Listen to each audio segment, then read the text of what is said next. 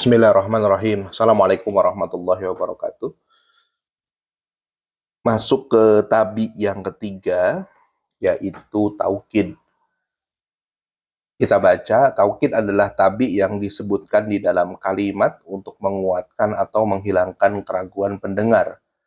Kata tambahan yang fungsinya menguatkan atau memperjelas, ini disebut taukid, sedangkan kata yang dikuatkan atau diperjelas disebut dengan mu'akad. Taukid harus mengikuti muakadnya dari sisi i'rabnya, rafa, nasab, dan jarnya. Contohnya, hadara al-ustadu nafsuhu. Jadi, kalau kita katakan ustad hadir, hadarul ustad, nah mungkin si pendengar ini tidak percaya dengan omongan kita. Maka untuk meyakinkan, kita harus menggunakan lafadz taukid, yaitu dengan lafadz nafsuhu.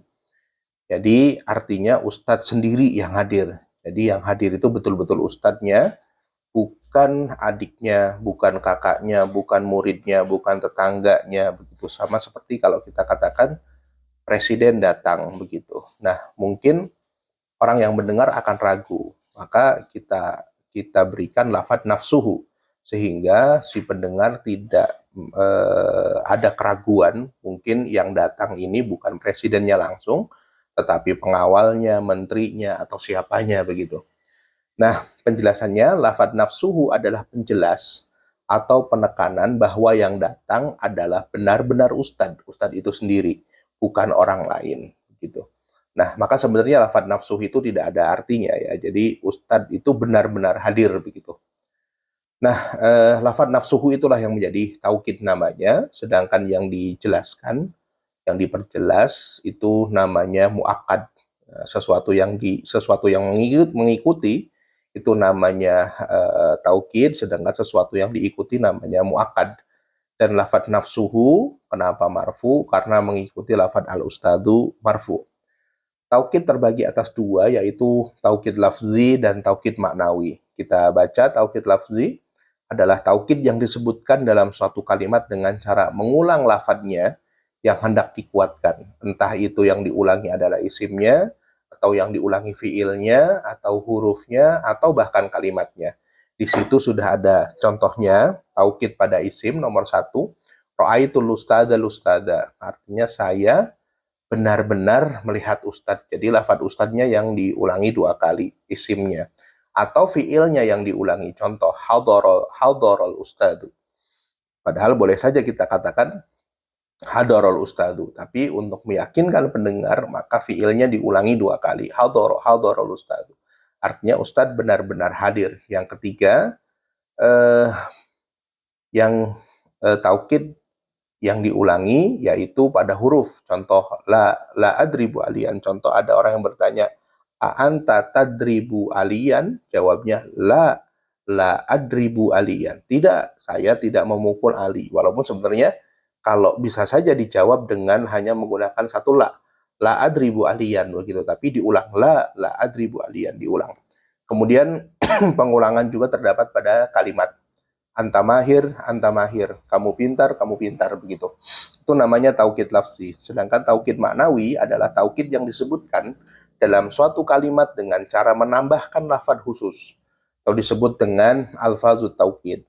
Alfazut taukid harus bersambung dengan domir yang sesuai dengan kata yang ingin dikuatkan. Lafadz tersebut diantaranya dibahas dalam sebuah tabel di situ. Tinggal dilihat. Yang pertama adalah lafadz nafsu dan ainun, ya, nafsu dan ainun. Di situ ada tabel marfu, mansub, dan majrurnya. Dalam keadaan marfu, mansub, majrur, hadarul ustadu, nafsu, hu-nya kembali kepada al-ustad. Jadi harus ada domir yang kembali kepada mu'akad. Ra'aitul ustada nafsa, nazartu ilal ustad nafsi. Hadarul ustadu ainu, ra'aitul ustada aina, nazartu ilal ustadi ainihi. Begitu. Sedangkan yang poin kedua yaitu kila dan kilta, ini untuk musanna. Kila untuk musanna mudzakkar, sedangkan kilta untuk musanna muannas. Najahat talibani kilahuma, ra'aitut talibaini kilaihima. Ya, jadi kila huma, marfu'nya kila, sedangkan mangsubnya kilai, majrurnya pun kilai, gitu ya, kilai hima. Dan jangan salah, kalau kilahuma haknya di doma, huma, kemudian kalau kilai huruf haknya di kasroh, kilai hima, bukan kilai huma ya. Dan ini sudah pernah dibahas bahwa ada 4 domir yang huruf haknya berubah menjadi kasroh, diantaranya lafad huma, karena alasannya jika sebelumnya berharokat kasroh atau didahului dengan ya sukun. Nah, ini adalah ya sukun kilai, maka haknya di kasroh, kilai hima. Kemudian kilta huma, begitupun juga mansub dan majrurnya menjadi kiltai hima. Kemudian poin ketiga yaitu kullu, jami, dan amah, ini untuk jamak. Roja'at tullabu kulluhum, ra'aitu tullaba kullahum, nazartu ila tullabi kullihim. Jami, begitupun juga amah, itu tinggal dibaca sendiri.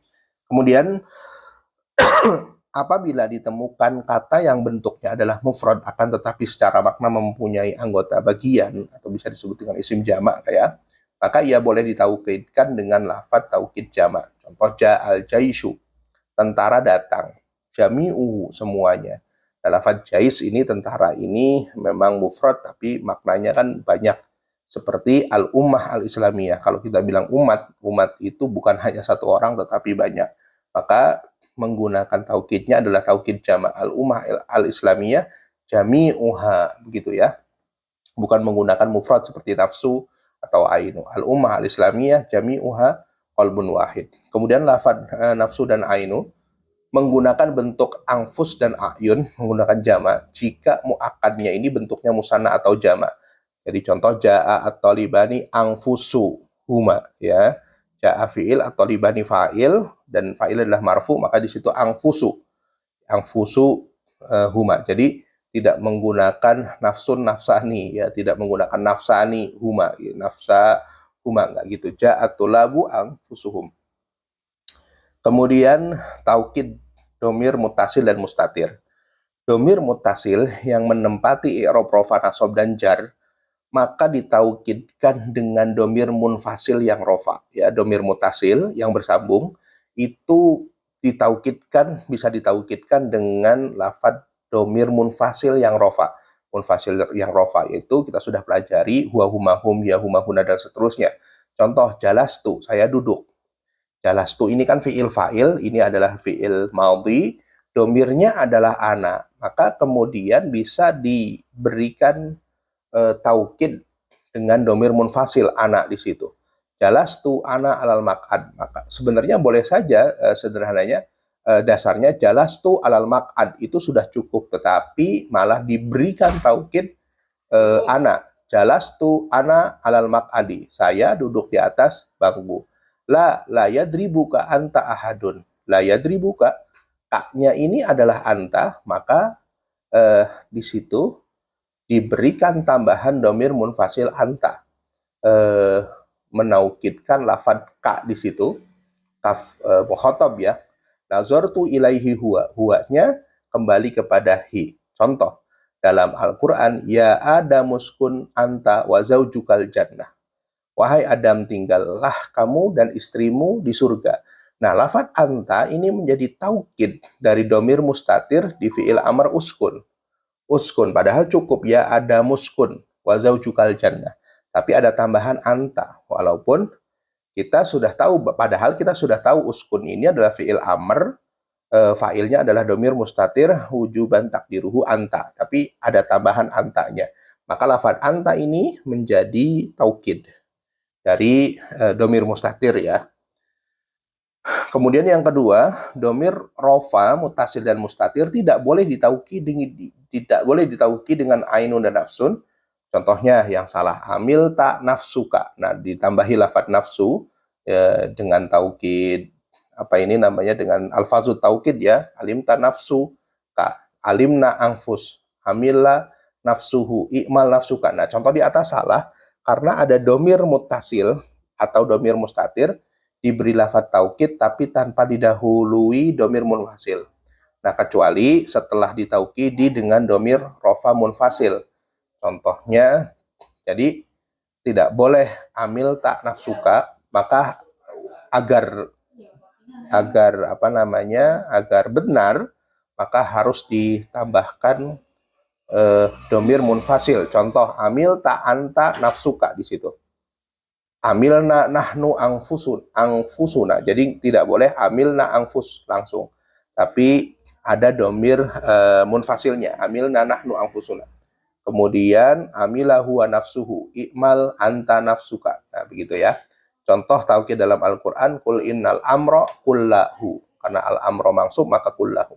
Ulaika. Nah, itu ada kesalahan tulisan lafaz ulaika ya.